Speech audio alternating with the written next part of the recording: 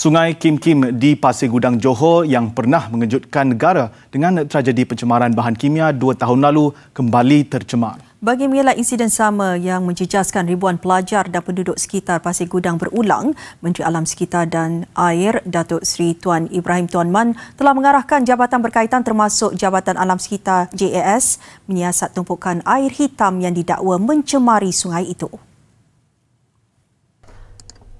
Semalam genap ulang tahun kedua tragedi pencemaran sungai itu yang mendapat perhatian meluas banyak pihak. Untuk makluman Sungai Kim Kim, kita telah hantar 15 orang pegawai untuk memantau dan hingga setakat ni sampel air telah pun diambil untuk dianalisa dan kita telah pun membuat tinjauan menggunakan drone dan sebagainya.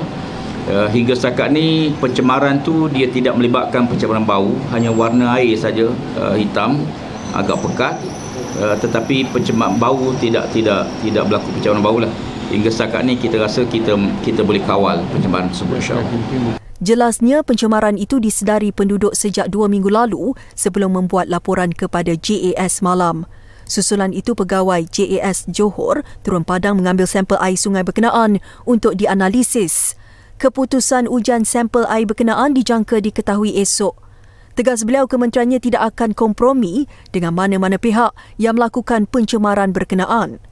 Beliau yakin pencemaran terbaru itu turut berpunca daripada tindakan pihak industri membuang sisa kumbahan ke dalam sungai berkenaan. Datuk Seri Tuan Ibrahim sebelum itu melancarkan projek perintis wakaf air di Kampung Melayu Silong, Senai siang tadi. Dalam pada itu, JAS Johor mengesyaki pembuangan sisa kimia lebih besar berlaku di Sungai Kim Kim ketika ini berbanding insiden pencemaran sisa toksik yang berlaku 2 tahun lalu. Pengarahnya, Dr. Fahmi Yusof berkata, kesimpulan awal itu dibuat berdasarkan maklumat penduduk Kampung Bukit Pulai yang melaporkan kejadian air sungai berkenaan bertukar hitam sejak sebulan lalu.